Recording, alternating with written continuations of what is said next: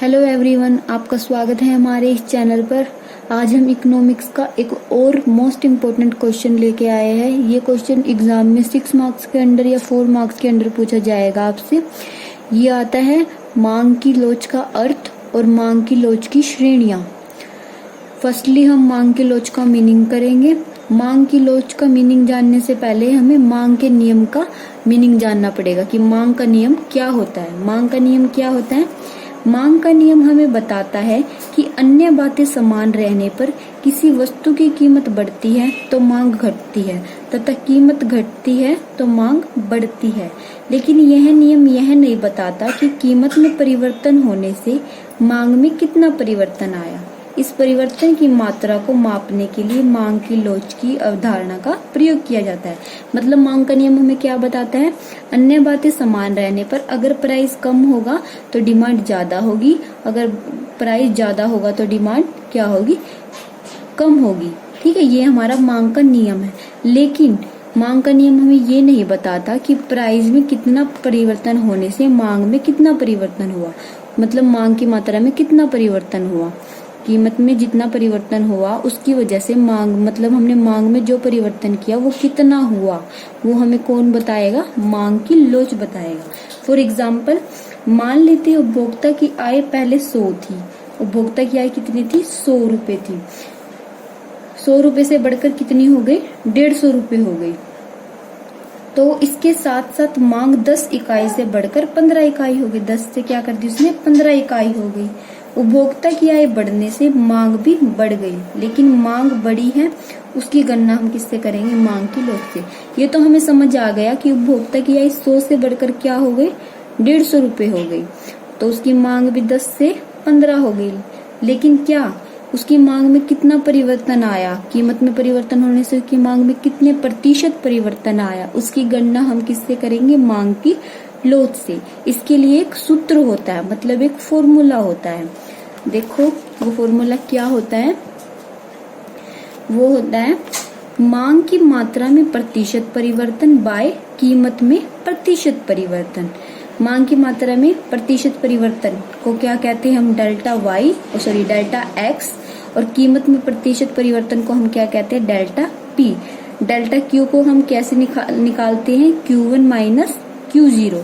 Delta P को क्या निकालते हैं? P1 minus P0। इसमें Q1 क्या है और Q0 क्या है? Q0 मतलब जो हमारी ओल्ड क्वांटिटी है, मतलब जो हमने पहले परचेज की थी। Q1 क्या है? जो हमारी न्यू क्वांटिटी है, जो हमने अब चेंज की है। प्राइस P1 क्या है?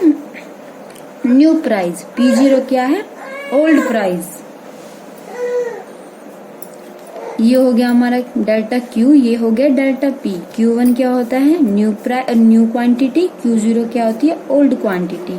P1 क्या होता है? New price. P0 क्या होता है? Old price. ठीक है, अब इसको सूत्र को कैसे हम एग्जाम्पल के थ्रू समझाऊंगी मैं आपको।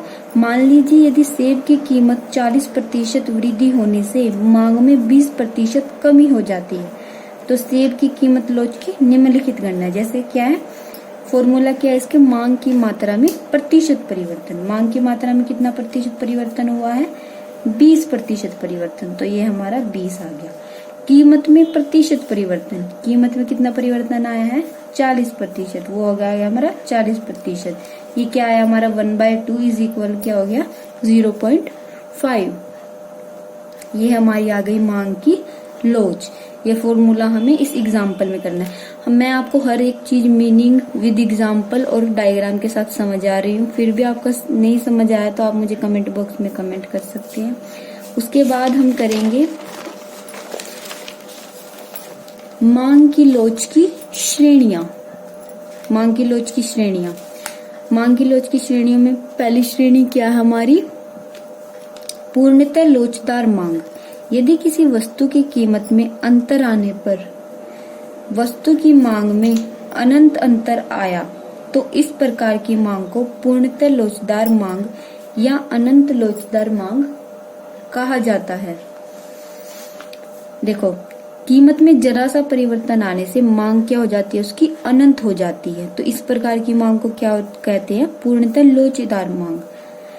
फॉर एग्जाम्पल, सोने की कीमत में थोड़ी सी कमी आने से, जैसे सोना अगर थोड़ा सा भी सस्ता होता है तो मांग क्या होती है उसकी एकदम से बढ़ जाती है, उसको क्या कहेंगे हम, पूर्णतः लोचदार मांग। मतलब क्या, प्राइस में जरा सा भी चेंज होने पर क्या हो जाती है, डिमांड क्या हो जाती है हमारी, अनंत हो जाती है, तो उसे हम क्या कहते हैं, पूर्णतः लोचदार मांग। समझ आया? कीमत में जरा सा भी परिवर्तन आने से मांग में क्या होती है, जब अनंत अंतर आता है तो उसे क्या कहते हैं, पूर्णतः लोचदार मांग। सेकंड हमारा क्या है, पूर्णतः बेलोचदार मांग। जब किसी वस्तु की कीमत में वृद्धि या कमी होने पर उसकी मांगी गई मात्रा में कोई परिवर्तन नहीं होता।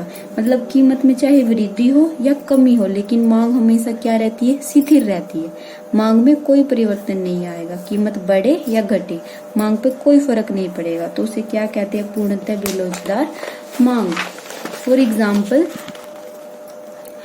एग्जाम्पल क्या है इसका, जैसे नमक की कीमत में वृद्धि हो या कमी हो, लेकिन उपभोक्ता उसकी मांग हमेशा करेगा। जैसे क्या हो गया, प्राइस क्या है हमारा, ये है, प्राइस हमारा ये है, डिमांड क्या हमारी, ये वाली है। अगर इसका प्राइस नमक का बढ़े तब भी मांग हमारी इतनी है, प्राइस घटेगा तब भी मांग हमारी इतनी ही है। मतलब प्राइस घटे या बढ़े, मांग हमेशा क्या रहेगी, स्थिर। उसे क्या कहेंगे, पूर्णतः बेलोचदार मांग। उसके बाद है इकाई लोचदार मांग। इकाई लोचदार मांग क्या होती है, जब किसी वस्तु की कीमत में परिवर्तन होने से उसकी मांगी गई मात्रा में उसी अनुपात में परिवर्तन होता है। मतलब जितने प्रतिशत कीमत में परिवर्तन हुआ है उतने ही प्रतिशत मांग की मात्रा में परिवर्तन होता है, उसे क्या कहते हैं हम, इकाई लोचदार मांग।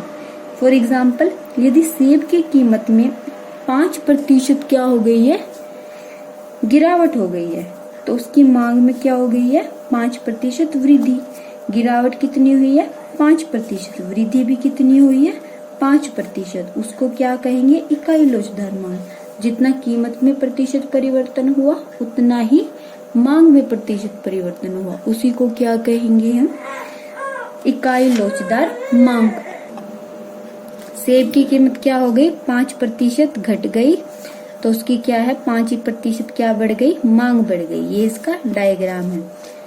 5% कमी आने से मांग क्या हो गई, 5% बढ़ गई। मतलब जितना कीमत में परिवर्तन हुआ उतना ही मांग में परिवर्तन हुआ, उसको हम क्या कहेंगे, इकाई लोचदार मांग।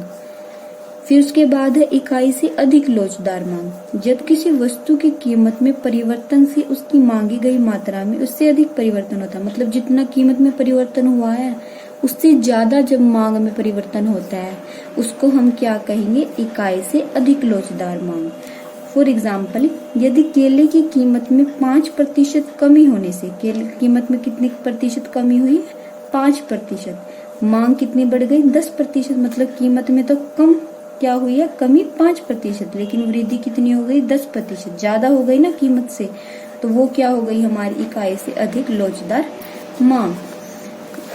इसका डायग्राम कैसे बनेगा, कीमत में क्या हुई है, 5% गिरावट, तो मांग में क्या हो गई है, कितनी वृद्धि हुई है, 10%, इससे ज्यादा हो गई, कीमत से ज्यादा हो गई मांग में परिवर्तन, तो उसे क्या कहेंगे, इकाई से अधिक लोचदार मांग। उसके बाद हमारी 5th डिग्री क्या है, इकाई से कम लोचदार मांग। इकाई से कम लोचदार मांग क्या है, किसी वस्तु की मांगी गई मात्रा में परिवर्तन कीमत में होने वाले परिवर्तन से कम होता है तो उसे मांग की लोच इकाई से कम होती है। जब क्या होती है, कीमत में जितना प्रतिशत परिवर्तन आया है, मांग की मात्रा में कीमत से कम परिवर्तन आता है, तो उसे क्या कहते हैं हम, इकाई से कम लोचदार मांग। फॉर एग्जाम्पल, प्याज की कीमत में क्या हुई है, 10% कमी हुई होने से यदि उसकी मांग 5% की क्या होती है, वृद्धि हो, तो ये इकाई से कम लोचदार, मतलब कीमत में जितने प्रतिशत परिवर्तन आया है मांग में उससे कम आया हो, तो वो तो हो गई हमारी इकाई से कम लोचदार मांग। और जब इससे ज्यादा आया वो होगी इकाई से अधिक लोचदार मांग। और जब कीमत के बराबर मांग की मात्रा बड़ी हो तो उसे कहते हैं इकाई लोचदार मांग। ये हमारी 3 डिग्री है। इसका डायग्राम कैसे बनेगा, कीमत में क्या हो गई है, 10%, कमी आने से हमारी मांग की मात्रा में क्या हो गई है, 5% वृद्धि हुई है, उसे क्या कहेंगे हम, इकाई से कम लोचदार मांग। ये हमारी 5 डिग्रियां थी, कौन कौन सी, पूर्णतः लोचदार मांग, जिसमें हमारी कीमत क्या होती है, कीमत में परिवर्तन आने से मांग क्या हो जाती है, अनंत हो जाती है, पूर्णतः लोचदार मांग। दूसरी क्या थी, पूर्णतः बेलोचदार मांग। पूर्णतः बेलोचदार में क्या होता है, कीमत क्या है, बढ़े या घटे, लेकिन हमारी मांग हमेशा क्या रहती है, स्थिर रहती है। फिर उसके बाद क्या किया था हमने, इकाई लोचदार मांग। इकाई लोचदार मांग क्या होता है, जितने प्रतिशत कीमत में परिवर्तन हुआ है उतना ही प्रतिशत मांग की मात्रा में परिवर्तन होता है, वो क्या होती है, इकाई लोचदार मांग। उसके बाद है इकाई से अधिक लोचदार मांग। इकाई से अधिक लोचदार मांग क्या होती है, जितने प्रतिशत कीमत में परिवर्तन आया है उससे ज्यादा परिवर्तन आता है मांग की मात्रा में, वो क्या होती है, इकाई से अधिक लोचदार मांग। उसके बाद है इकाई से कम लोचदार मांग। वो क्या होती है, जितने प्रतिशत कीमत में क्या होती है, कीमत में परिवर्तन होता है, यदि मांग की मात्रा में उससे कम परिवर्तन होता है तो उसे क्या कहते हैं, इकाई से कम लोचदार मांग। ये हमारी 5 डिग्रियां थी, ये हो गई कंप्लीट। आज हमने क्या किया, मीनिंग, उसका एग्जाम्पल, इसका फॉर्मूला और इसकी डिग्रियां। कल हम इसके क्या करेंगे, मांग की लोच को प्रभावित करने वाले तत्व। अगर आपको मेरा वीडियो पसंद आए तो वीडियो को लाइक और चैनल को सब्सक्राइब कर देना। अगर आपको किसी वीडियो में इकोनॉमिक्स के किसी भी टॉपिक में डाउट है तो आप मुझे कमेंट बॉक्स में कमेंट करना, मैं उस टॉपिक पे वीडियो बना दूंगी। Thank you for watching my video.